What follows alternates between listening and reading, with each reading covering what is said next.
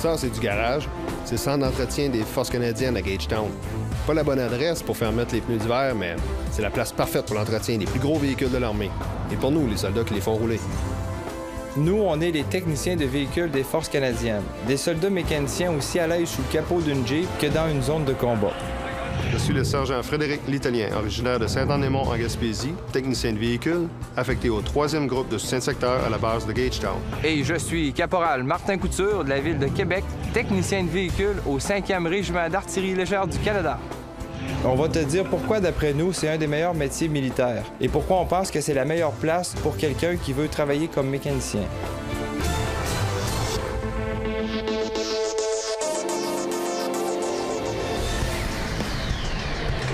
Si tu es déjà mécanicien d'expérience et que ça te tente de travailler sur toutes sortes de moteurs, des camions légers aux chars d'assaut, alors devenir technicien de véhicule dans les forces pourrait être une très bonne décision.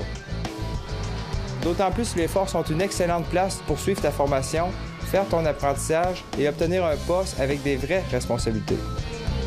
Tu vas faire partie d'une équipe de mécaniciens experts très motivés. Tu vas aller partout où vont les forces, au Canada ou en déploiement ailleurs dans le monde, pour travailler sur des systèmes d'allumage, des systèmes électriques, les prises d'air, l'échappement, la direction, la suspension, tout ce que tu peux retrouver sur un véhicule. Puis, tu peux être sûr que des véhicules, l'armée en a de toutes les sortes. On peut travailler sur tout type d'équipement, à partir d'une simple génératrice ou scie mécanique jusqu'au char d'assaut Léopard A3. Ici, à chaque quart de travail, pour chaque véhicule à réparer, le défi est nouveau. Quand on est sur une base au Canada, on travaille souvent dans un atelier ultramoderne comme ici. Mais en mission, c'est une autre paire de manches. Par exemple, quand j'étais en Afghanistan, on travaillait dans des tentes. Mais quand même, on était là pour s'assurer que chaque véhicule était en parfaite condition. Parce que la dernière chose que tu veux voir dans une zone de combat, c'est un véhicule en panne. Le véhicule, il rentre au garage, c'est de voir la satisfaction du chauffeur après qu'il repart avec son véhicule parce qu'il est réparé. Ça, là, c'est ça qui nous donne là, la motivation la plus grande là, en mécanique. Ça, c'est le grand défi de notre job. On peut être mécanicien n'importe où, mais quand on est dans les forces, il faut vraiment se dépasser parce qu'on sait que notre travail a un impact direct sur la mission. J'ai choisi le métier de mécanicien parce que j'adore les véhicules, j'adore les camions, j'adore conduire les camions, j'adore les réparer, j'adore trouver des diagnostics, des problèmes cachés, j'adore me salir les mains. L'élément principal à être un bon mécanicien, c'est d'être curieux, c'est d'être capable d'aller chercher le pourquoi, d'être un peu détective pour aller chercher l'investigation par rapport au problème. C'est ça qui est le fun. Si tu décides que tu veux faire partie de l'équipe, tu vas commencer par suivre ton entraînement de base comme chaque soldat. Ensuite, tu vas te rendre à l'école du génie électrique et mécanique à Borden, en Ontario, où tu vas passer 30 semaines à suivre ton cours intensif en maintenance et réparation de véhicules. Une fois que tu as terminé, tu es prête pour ton apprentissage sur une base, soit une formation en milieu de travail qui dure environ 18 mois, avec plein salaire, bien sûr. Mais aujourd'hui, il existe une nouvelle option pour ta formation. Au lieu de faire ton entraînement de façon traditionnelle sur une base, tu pourrais suivre ce qu'on appelle le programme de formation subventionnée. Dans le cadre de ce programme-là, les forces paient tes frais de scolarité et tes livres pendant que tu étudies près de chez toi dans une école technique ou un collège reconnu. Dans les forces, tu n'arrêtes jamais d'apprendre. Tu peux toujours pousser plus loin en suivant des formations pour améliorer tes compétences. Puis, aussi, il y a beaucoup d'occasions pour se spécialiser et obtenir de l'avancement. Des occasions que tu trouves pas ailleurs. Le niveau technologique est là. C'est des grosses masses qui se déplacent. C'est impressionnant. Puis le niveau de conduite là, est agréable, là, plus que n'importe quel véhicule qu'on peut retrouver dans le civil. C'est vrai que c'est pas mal cool tout ça. Mais il faut pas oublier que derrière tout ça, il y a des raisons très sérieuses de s'assurer que les véhicules fonctionnent toujours à la perfection. S'il n'y aurait pas de mécanicien dans les Forces armées canadiennes, là, ça l'arrêterait drette là. Parce que c'est la clé du succès d'un régiment, d'une unité, c'est d'avoir une flotte de véhicules viables pour pouvoir faire ses opérations. Ça apporte une grande fierté de soi.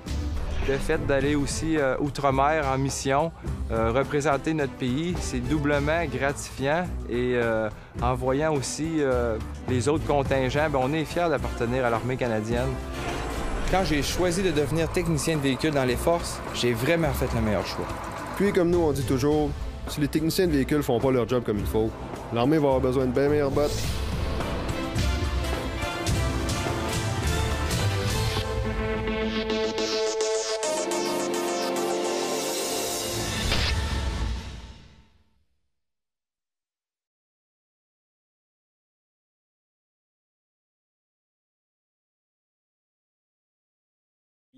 Dans votre cheminement de carrière militaire, Oui. Vous avez fait beaucoup de terrain. Je vous écoute, puis vous faites beaucoup de terrain. Vous avez fait beaucoup de terrain. Oui. Avez-vous peur de vous ramasser un moment donné d'un bureau, de dire, bon, je suis capable de le faire, mais là, je suis rendu à un grade, il faut que je donne... Comment vous voyez ça? Parce que moi, là, je vous écoute parler, puis je pense que vous êtes plus un gars de terrain, puis qui évitait un peu de rester en arrière d'un bureau. Ah ben c'est sûr que, moi, je suis un gars manuel aussi, et puis c'est sûr que quand on est manuel, on reste toujours manuel, de façon ou de l'autre. Mais c'est sûr que comme tu dis, lorsqu'on prend des grades, on vient avec des responsabilités différentes. Fait que là, on devient meneur d'hommes. Fait que là, il faut s'ajuster. Comme tu dis, là, quand j'ai fait mon adjudant de production au 2e bataillon de 22, j'ai été faire une autre mission en chip à ce moment-là. À ce moment-là, j'étais adjudant. Et puis quand j'ai été la première en 85, de février 85 à septembre 85, j'ai fait une mission en chip avec le 2e bataillon. J'ai été promu acting adjudant-maître. C'est comme adjudant-maître intérimaire. Intérimaire. Adjudant-maître intérimaire pour la période de 6 mois pour faire le tour de chip avec le 2e bataillon. À ce moment-là, c'est sûr que c'est pas mal de l'administration. Et puis l'administration, puis coordination avec tous les autres contingents au point de vue, les relations en point de vue mécanique. Là. Parce que là, oui, vous avez des ordres des officiers supérieurs, mais c'est à vous de tout ramasser tout le monde puis que tout marche en même temps. Là. Oui, c'est sûr. Il y a beaucoup de téléphones à faire, puis il faut que ça marche, puis il faut que ça grouille, puis il faut que tu aies des connexions, pas rien que dans un métier. Tu as beaucoup de monde à appeler. Là. Alors, c'est sûr que nous autres, comme adjudant-maître, dans une section comme la mienne, où il y a tout ce qui arrive, toutes les points électriques, toute la communication, les armes, soudure, ces métiers-là, il faut qu'on gère ça. Vous gérez, c'est ça, la badge que vous avez et qu'on voit à l'écran, finalement, il y a les techniciens de véhicules, les électriciens, il y a les soudeurs, il y a des... il y en a beaucoup qui ont les weapon tech, les armuriers de l'artillerie, les blindés. Les techniques, la radio. Fait que ça, finalement, le gars, lui, qui est armurier, c'est pas un technicien de véhicule, mais il a la même bâche que vous. Fait que tout ce qui répare les choses, ont cette bâche-là. Fait que ça veut pas dire qu'on voit cet insigne-là, que c'est automatiquement un technicien de véhicule, là. Non, parce que c'est sûr que sur notre uniforme, on a ça représente le métier qu'on a. Oui. Comme nous autres, c'est un piston avec une clé. Une clé. Oui. Donc là, pour les électriciens, c'est un signe électrique avec... puis, armurier, c'est un canon avec des armes. Puis, OK, fait que c'est... Le métier est représenté par sur le bras. Avant d'avoir son grade de caporal, si je comprends, comme dans les métiers de combat, lui, il va avoir, OK, t'es rendu caporal, t'as deux petites affaires, on les reconnaît un peu avec ça. C'est ça. Puis jusque l'adjudant, tu perds toute la notion, ça veut dire que tu peux superviser tous les autres métiers. Puis moi, qui m'a donné une chance aussi, c'est qu'en étant... J'ai été muté, en revenant de l'école, j'ai été muté au niveau de l'instruction. Fait que tous les métiers qu'on avait au 5e bataillon, j'ai touché à tous ces... Parce qu'il fallait que je les suive pour le formation, soit militaire, soit aussi métier.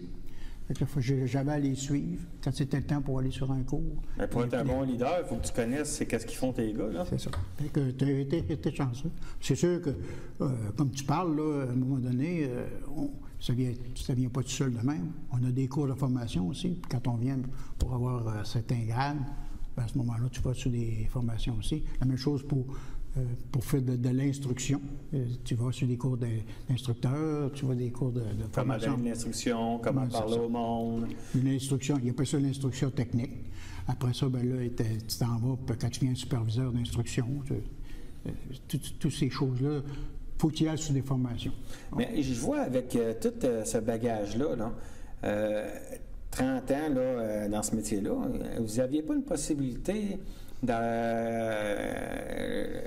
je sais que vous avez peut-être votre casse, là, on va dire, de ça, là, même si ça a resté une pension pour faire ça durant 30 ans.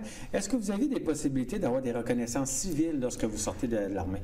C'est que c'est sûr que nous, moi j'ai sorti, en fait, quand j'ai sorti ma dernière place que j'ai faite, j'étais un adjudant-maître de compagnie.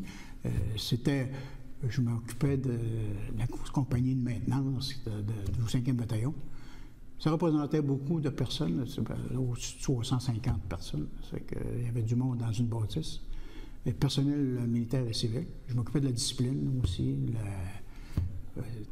Pendant que vous étiez civil? Pendant que j'étais militaire. Puis vous étiez militaire. Puis là, il y avait des positions civiles. Fait que je savais tout ça. Je m'occupais de l'hygiène, de la bâtisse, de l'entretien de la bâtisse, la sécurité de la bâtisse, tout ce qui était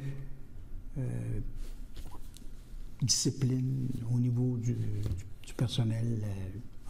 Mais si tu aurais voulu transférer un métier civil, est-ce qu'il approuve tes qualifications?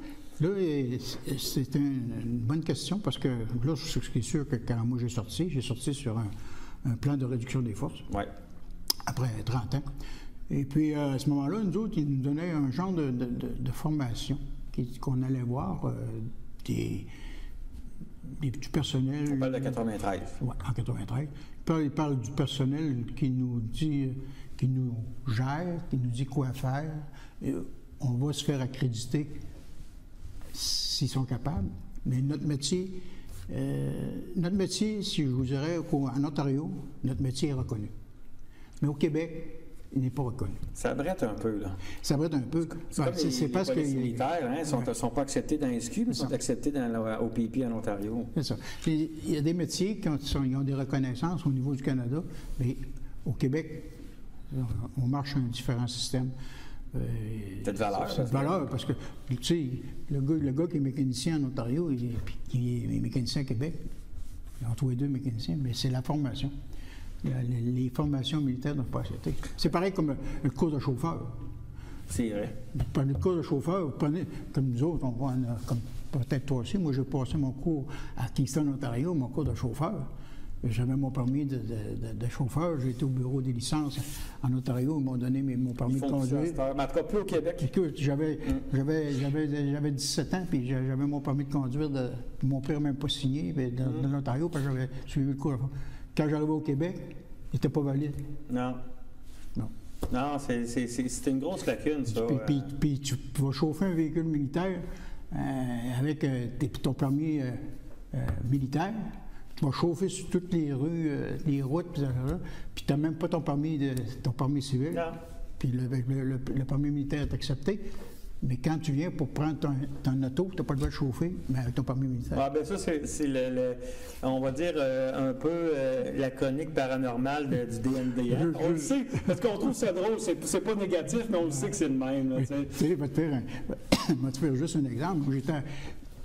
Quand j'étais en Allemagne, le peloton où j'étais, on faisait passer les permis de conduire pour international, pour les permis de conduire pour les militaires. Fait que j'étais accrédité pour faire passer le permis de conduire. Fait que quand je suis revenu de l'Allemagne, j'avais mon permis. Instructeur évaluateur. Instructeur évaluateur. Puis j'avais mon permis international. J'arrivais au Canada. J'avais 90 jours pour aller chercher mon permis. Bon, quand j'arrivais pour aller chercher mon permis, le gars dit « Ah non, non, non, il s'appelle ça. Il faut que tu passes un test pour chauffer. » Puis vous étiez instructeur évaluateur. Puis là, j'ai chauffé. Fait que là, une fois, j'ai descendu je m'en allais faire un remorquage. J'étais au peloton de remorquage. J'arrivais avec ma remorque. Je suis parqué où ce qu'on prend nos permis de conduire. J'ai dit, bon, ben, je viens pour faire mon test routier pour le permis de conduire. OK. Il était un véhicule? Oui. On sort dehors. Il dit, c'est quoi que t'as? Il dit, la remorque qu'il y a là. Il dit, comment ça se fait? Avec quoi t'es venu ici? Ben oui, mais j'ai mon permis militaire, ça. Là, il dit, rentre en dedans. Là. Puis il dit, là, je te dis tout de suite, je te le donne ton permis, mais là, dis pas ça à tes chums. Ben, légalement, tu avais le droit, parce que tu avais une permission de sortir de la base. J'avais mon permis international. Ben oui. Ben, probablement qu'ils ne voulaient pas que tout le monde se roule pas. Oui, ben, c'est parce que moi, je n'avais pas de permis de conduire. J'étais 3 ans en Allemagne, fait que je n'ai pas renouvelé mon permis au Québec. Fait que quand je suis revenu, il a fallu que je reprenne mon permis. En tout cas, c'est une... Non, mais c'est bon parce que plus ça change, plus c'est pareil, hein? On regarde ça. Bien, le Québec est différent. Ben, oui, ça, c'est incompréhensible. Là, 30 ans de carrière, même métier. OK? Quel conseil donneriez-vous à quelqu'un qui veut s'enrôler, soit dans votre métier, une femme, un homme ou, qui rentre dans la marine? Pensez-vous que c'est un bon move? Là, on ne parle pas de rester 30 ans, 25 ans, là, pour une bonne évolution de la vie, là, avec votre expérience personnelle. Bon, disons que moi, c'est sûr qu'aujourd'hui, c'est pas pareil, mais là, lorsque j'ai rentré, c'était beaucoup plus discipliné. On marchait par là, tu passes par là. Aujourd'hui, je me suis aperçu quand j'étais à Saint-Jean-du-Berville, j'ai vu aussi l'évolution qui était au niveau du recrutement, aussi pour l'entraînement, qui était 12 semaines. Tandis que moi, j'étais 2 ans là, en formation. Formation. C'est sûr, j'avais le métier. J'étais un soldat complet quand j'ai fini. Ça a pris 2 ans, tandis que les autres, en 12 semaines, ils essaient de faire un soldat avec ça. Après ça, le gars va prendre son métier dans les unités qui s'y vont. C'est sûr que pour nos jeunes aujourd'hui, avec toutes les technologies qu'il y a, mes recommandations, je ne sais pas. Si quelqu'un veut être pas mal, avoir de la discipline, puis ou qui veut avoir une sensation forte, ou bien qui veut avoir du changement. Je sais qu'il y a beaucoup de choses qui se produisent. Finalement, la personne peut y ouvrir ses œillères, il finit son 3 ans minimum, puis après, il dit je pense que je sais où je m'en vais. Oui, c'est ça. C'est que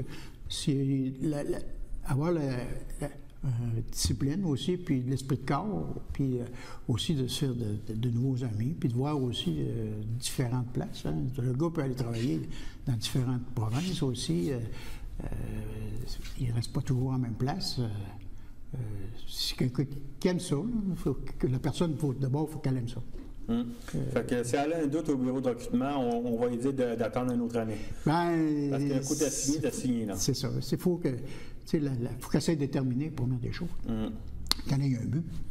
Moi, c'est sûr que moi, j'étais un petit cul à 16 ans là, quand j'arrivais là. Et j'avais pas vu grand-chose, moi, dans la vie, là, à 16 ans. Là. À part mon petit patelin là, de la maison, puis les cadets. Mais j'avais même pas été sur un camp d'été, j'avais rien. J'ai vu le monde dit que c'est un coup de tête. Mais je ne regrette pas mon coup de tête. J'avais pris des informations avant, puis j'avais été voir. Puis j'ai dit, c'est ça que je veux faire. Puis là, il dit, mon père dit, je signe pour toi, je ne veux pas t'avoir. Je ne veux pas t'avoir à la maison. dans 2 mois. Là. Non. Alors, finalement, j'ai dit, si je reviens, ça ne sera pas moi, ça va qu'il y a quelque chose d'autre. Oui. Finalement, tu sais, c'est ça. Là. Mais ça l'a créé, la personne que oui, bien, c'est ça. Ça m'a donné une discipline personnelle, pour première des choses. Pour première des choses, j'ai une bonne discipline personnelle parce qu'ils ont conseillé le caractère, ainsi que de suite. Ensuite, ça m'a donné aussi à apprendre un métier. Et puis, ça m'a donné aussi la chance de donner l'instruction. Qu'est-ce que je ferais? Je n'aurais jamais pensé de faire un instructeur. Non, mais là, c'est ça. Par contre, au cours des années, j'ai fait ça. La gestion. Et après ça, la gestion personnelle. Gestion personnelle que j'ai eu à faire dans les dernières années, où ce que j'ai eu à travailler avec du personnel civil ainsi que syndiqué. Oui, c'est vrai. Fait que là, j'ai été implanté, sans le vouloir, au niveau de... En prévision de la sortie, j'avais un peu l'expérience de mener ce personnel-là. Mais je n'ai pas regretté. J'ai fait Moi, j'ai passé une belle carrière. Donc, c'était un peu difficile au niveau familial, durant mes 3 tours que j'ai fait à Chypre. Donc, les enfants étaient moins âgés. Mais si on prend de 81 aller jusqu'à 87, j'avais eu 3 tours. Fait que les enfants, ils avaient grandi un peu. Mais et puis tous les exercices qu'on a. Oui, il y en avait, ça n'en pleuvait. On partait juste un exemple, avec les cours de formation et puis tour à ship sur une année, j'ai été 11 mois parti de la maison. C'est ça. Parce qu'il y a des exercices, moi je me souviens, avec des exercices, à Gagetown, on partait au mois de mars, je revenais au mois de septembre. On faisait toutes les saisons. C'est un bout de l'année, là. Mais tu sais, tu perds tout ton été. Il y a des bonnes choses, mais il y a des choses aussi que... C'est tout le temps plus vert sur le terrain du voisin, mais si tu aimes ton métier, puis moi je pense que après tu es capable de passer par-dessus ça. Moi, j'ai bien aimé l'expérience que j'ai acquise de tout ça. Ça me donnait un bagage. Puis pour la fermeture, comme on était lorsque j'ai sorti en 93 un plan de réduction des forces, ils nous offraient un service d'aller voir un orienteur, etc.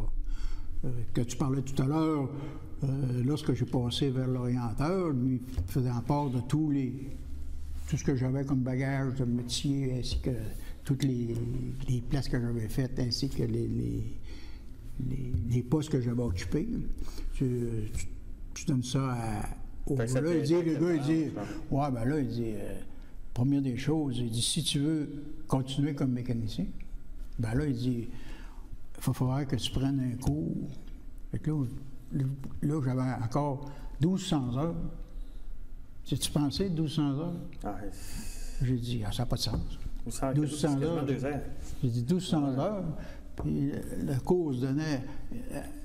Moi, je restais à Saint-Ramon. Le cours se donne à Saint-Anne-de-Beaupré, dans le bout de Saint-Anne-de-Beaupré. J'ai dit, tu pensé? Puis c'est de 4h à 10h. Non, ça n'a pas de bon sens. J'ai dit, je pense que je suis capable de gagner ma vie mieux que ça. Finalement, je n'ai pas regretté ça. Finalement, je me suis trouvé un poste mécanicien sur un terrain de golf à Saint-Marc. Puis j'ai fait 14 ans. J'ai fait 14 ans comme mécanicien. Puis j'étais bien. C'est ça, il faut être bien. Quand on sort de ce milieu-là, il faut être bien. Oui. Carole Bouchard, merci beaucoup d'avoir venu. Ça me fait plaisir. Bye.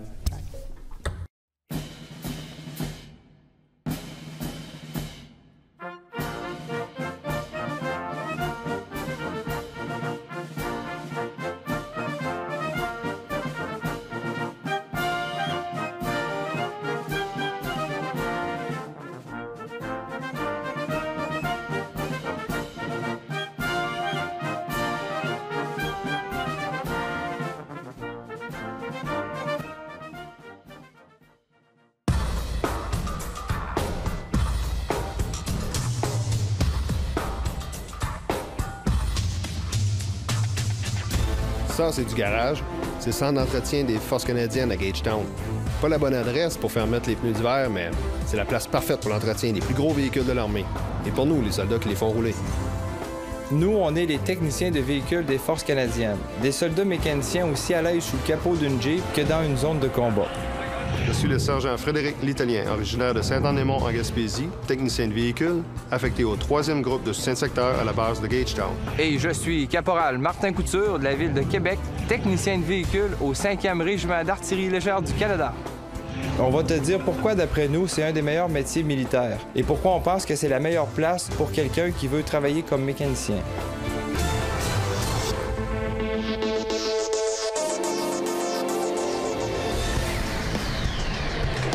Si tu es déjà mécanicien d'expérience et que ça te tente de travailler sur toutes sortes de moteurs, des camions légers aux chars d'assaut, alors devenir technicien de véhicule dans les forces pourrait être une très bonne décision.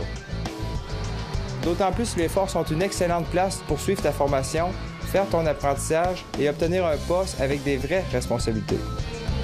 Tu vas faire partie d'une équipe de mécaniciens experts très motivés.